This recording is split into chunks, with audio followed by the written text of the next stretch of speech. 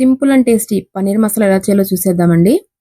దానికోసం ఒక 200 గ్రామ్స్ పన్నీర్ తీసుకోవాలండి. వాటిని చిన్న చిన్న క్యూబ్స్‌గా కట్ చేసి పెట్టుకోవాలి. ఒక పాన్ తీసుకొని అందులో ఒక 2 టేబుల్ స్పూన్స్ ఆయిల్ వేసుకోవాలండి. అందులో మనం ఆల్రెడీ కట్ చేసి పెట్టుకున్న పన్నీర్ ముక్కల్ని వేసుకోవాలి. వాటిని ఒక 2 సైడ్స్ కూడా గోల్డెన్ బ్రౌన్ కలర్ వచ్చేంత వరకు వాటిని ఫ్రై చేసుకొని పక్కన పెట్టుకోవాలండి. కావాలంటే డైరెక్ట్‌గా కూడా వేసుకోవచ్చండి. ఫ్రై చేసుకున్న ముక్కల్ని పక్కన పెట్టుకోవాలండి. ఇప్పుడు మసాలా కోసం ఒక 2 ఉల్లిపాయలు, అలాగే ఒక 3 టమాటాలని చిన్న ముక్కలుగా కట్ చేసుకొని పక్కన పెట్టుకోవాలండి.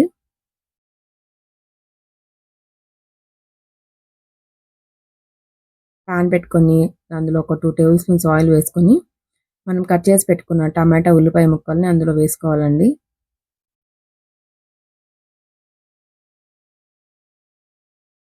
అందులోని ఒక 2 ఇలాచి, ఒక 3 లవంగాలు, ఒక చిన్న దాల్చిన చెక్క వేసుకోవాలండి.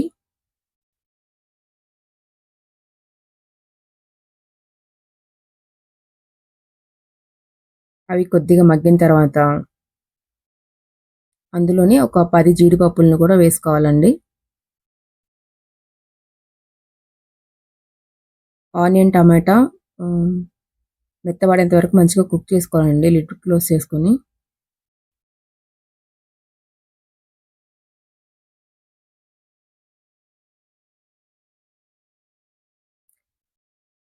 అయిన తర్వాత వీటిని తీసి పక్కన పెట్టుకొని చల్లారిన తర్వాత ఒక మిక్సర్ జార్ తీసుకొని అందులో వేసుకోవాలండి. దీంతో పాటు అల్లం వెల్లుల్లి పేస్ట్ కూడా వేసుకొని దీన్ని ఒక స్మూత్ బ్యాటర్ చేసుకోవాలండి. పాన్ పెట్టుకొని అందులో ఒక స్పూన్ ఆయిల్ వేసుకొని ఒక బిర్యానీ ఆకు, కొద్దిగా జీలకర్ర వేసుకోవాలండి.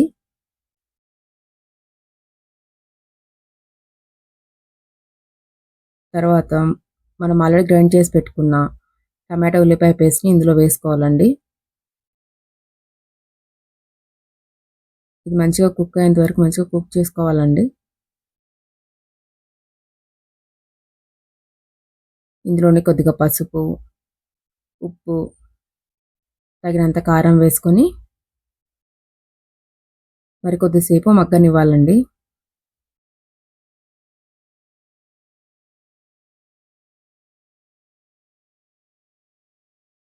ఇందులోనే కొద్దిగా ధనియాల పొడి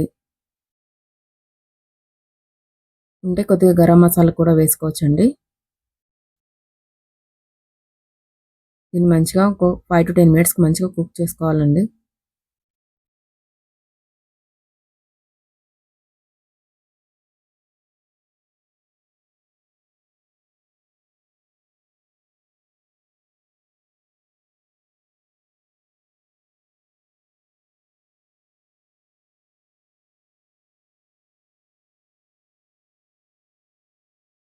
ఇందులో కొద్దిగా వాటర్ వేసుకొని అలాగే మనం ఆల్రెడీ ఫ్రై చేసి పెట్టుకున్నాం పన్నీర్ పీసెస్ని ఇందులో యాడ్ చేసుకోవాలండి. యాడ్ చేసుకొని మరొక 2 నిమిషాలు కుక్ చేసుకోవాలండి.